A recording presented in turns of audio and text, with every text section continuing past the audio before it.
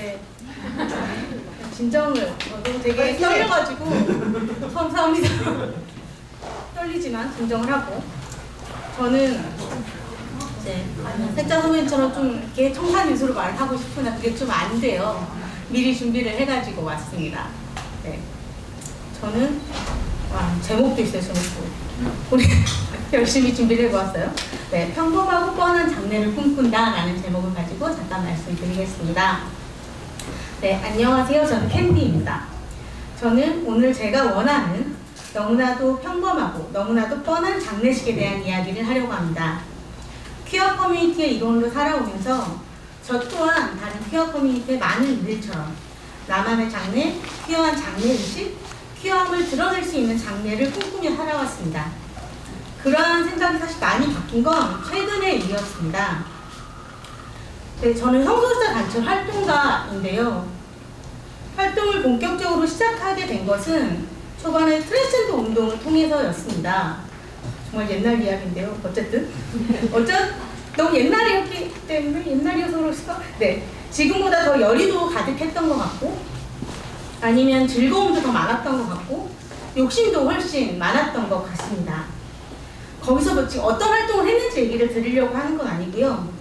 거기서 만난 누군가에 대한 이야기를 나누려 합니다. 같이 활동을 했던 그 사람은 너무나도 반짝이는 매력적인 트랜스 남성이었습니다. 당당하고 자신감 있게 대중 앞에 자신의 목소리를 내기도 하고 글을 쓰기도 해서 어떤 이들에게는 어쩌면 존경의 대상이 되었을지도 모르겠습니다. 하지만 몇 년간의 불꽃같이 타오르는 활동을 하다가 그는 단단한 숲이 아닌 제로 남았습니다. 그의 부고를 들은 후 진행한 장례식이 저의 그리고 아마 몇몇 제 친구들의 처음 치른 퀴어한 장례식이었습니다. 그는 해외에서 사망을 했고 한국에서 장례식 계획이 없었으며 집에서는 본인이 활동가인 것을 알리지 않은 사람이었습니다. 그를 그냥 떠나보낼 수 없다 생각했던 우리는 한국 성적소수자 문화인권센터, 저희 단체를 홍보하려는 건 아니었지만 어쨌든 한국 성적소수자 문화인권센터의 사무실을 빌려서 장례식을 치렀습니다. 어느 누군가는 그의 영상을 편집했고 어떤 이는 그의 글들을 편집했습니다. 그래서 어설프게 마련된 장례상 뒤에는 그의 영상이 그를 기억하게 해주었고 편집된 글이 그가 생각하던 여러 가지를 떠올릴 수 있게 해주었습니다. 한편으로는 너무 따뜻했고 다시는 치르고 또 위안을 주는 장례식이었지만 또 다른 한편으로는 다시는 치르고 싶지 않은 그런 장례식이기도 했습니다. 어떤 사람들은 추모를 했고 또 어떤 이들은 추모 공간의 존재조차 모른 채 그 시간을 흘려보내야 했습니다. 또 어떤 사람은 슬픔에 잠길 틈도 없이 장례식을 준비해야 했고 또 다른 이는 끊임없이 나오는 질문에 답을 해야만 했습니다. 누군가를 떠나보내는 의식을 함께한 경험 그 자체와 그의 명복을 빌던 마음들은 좋았지만 그 외에는 많은 것이 힘들었던 장례 행사였습니다.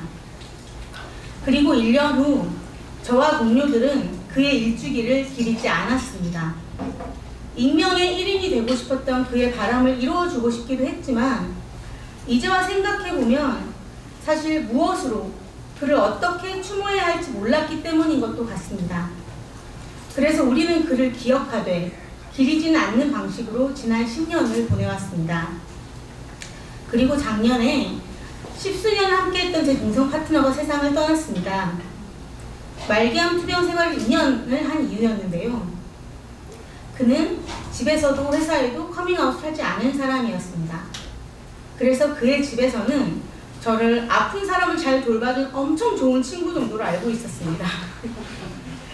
그의 죽음이 가까워졌을 때 친구들은 파트너의 어머니께 보내는 편지를 써왔습니다. 그 안에는 그동안 함께했던 캔디를 상주로 함께 올려주기를 부탁하는 내용이 들어있었다고 합니다. 한참을 조용히 앉아 계신 어머니께서는 상주까지는 어렵지만 상복은 함께 입도록 하자라고 하는 대답을 건네주셨습니다. 상복을 함께 입고 손님을 맡고 떠나보내는 시간을 보내면서 제가 가장 강하게 생각했던 부분은 의외로 장례식에서 보통 남들이 하는 건 다 하겠다 라고 하는 부분이었습니다. 굿이 레즈비언이었던 파트너의 수인은 다행히 바지로 입힐 수 있었지만 그 외의 모든 것은 너무나 뻔하고 평범한 장례식 그 이상도 이하도 아니었습니다. 저는 상복을 입고 사람을 맞이했고 머리엔 하얀 핀을 꽂았고 입관식에도 들어가고 영정사진을 들고 나중에는 유골함을 들었습니다.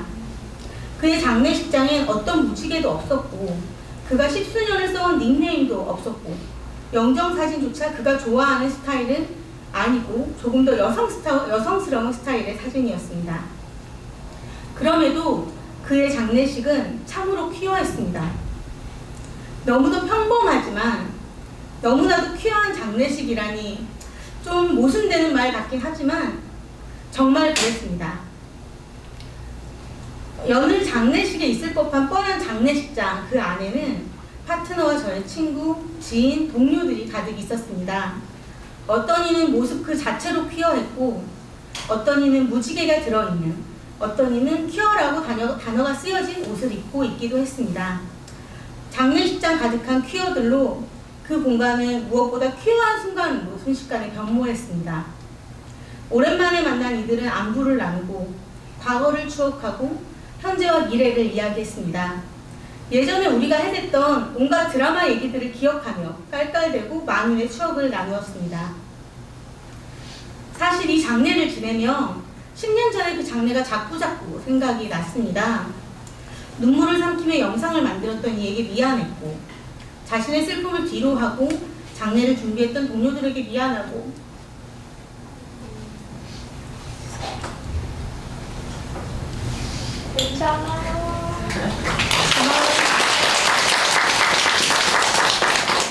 저에게 미안해졌습니다. 물론 모든 이들이 마음껏 슬퍼할 수 있는 장례라는 것 자체가 많이 어려울 것 같긴 하지만 나를 배려해주는 친구들을 보며 그 생각이 들더라고요. 미안하다고.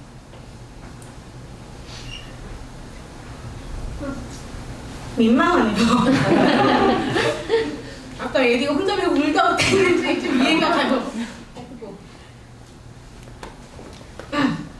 그리고 내가 정말 원했던 장례는 이런 것이라는 생각이 들었습니다. 뻔하고 평범한 그리고 평온한 장례식이요. 전 장례식 내내 누군가 나의 위치성에 대해 태클을 걸까봐 불안했고 그런 나를 지켜줄 수 있는 친구들이 있음에 감사했습니다. 완벽하진 않았지만 나의 위치에서 그의 죽음을 온전히 함께 슬퍼할 수 있음에 정말 감사했습니다. 그것이 제가 생각하는 평범한 어떤 퀴어들이 와도 불편하지 않고 편안하게 망자의 명복을 빌고 추억할 수 있는 그런 장례식을 원한다는 것을 깨닫게 되었습니다. 물론 오늘 오신 많은 이들의 로망이 찬물을 끼얹는 것 같긴 하지만 현재 대한민국의 장례 문화에서 내 장례식에 미러볼을 달고 마동나를 트는 것은 쉽지 않은 일인 것 같습니다. 그것을 현실적으로 깨달은 것도 그때 한몫한 것 같아요. 여튼 두 번의 큰 장례가 저에게 남긴 것은 누구나 올 수 있는 누구나 편안한 장례에 대한 로망인가 봅니다. 이렇게 얘기를 마무리 지으려다가 한 문장을 더 넣었어요. 그리고 앞에 이야기했던 친구의 10주기가 막 지나면서 또 하나 생긴 고민점이 있습니다. 어떠한 추모식도 없었던 지난 10년 동안 이 친구는 정말 많이 잊혀졌더라고요. 그가 원하던 익명성은 획득했을지 모르지만 그의 빛나던 모습마저 그가 했던 의미 있던 일마저 사라진 것 같아 아쉬워졌습니다. 사람들이 그의 죽음의 방식으로 기억할까봐 청년 A가 아닌 우상화되는 A가 될까봐 경계하고 나를 세우던 내가 10년이 지나고서야 그게 무엇이었든 기억되는 것이 더 나았을 것이라는 판단을 하게 되는 게 좀 어이가 없긴 하지만 정말 잊혀지는 한순간이더라고요. 기억하고 추억하는 건 누군가의 노력이 필요한 일입니다.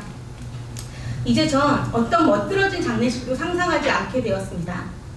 하지만 아까 말했듯이 누가 와도 편안하게 나를 추모하고 돌아갈 수 있는 배제 없는 공간으로서의 장례식을 꿈꿉니다.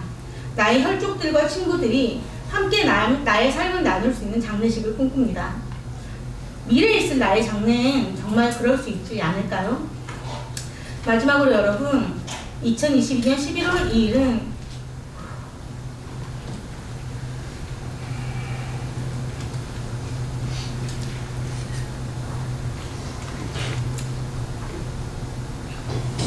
이게 힘들 줄 몰랐어요. 11월 2일은 트랜스젠더 활동가 한무실 10주기였습니다.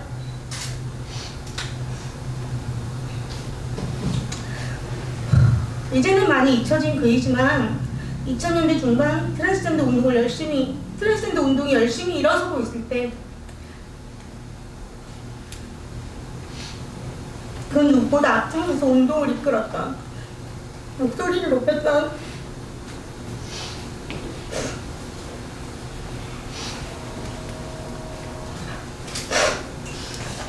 그의 노력이 이름이 기억되었으면 합니다. 감사합니다.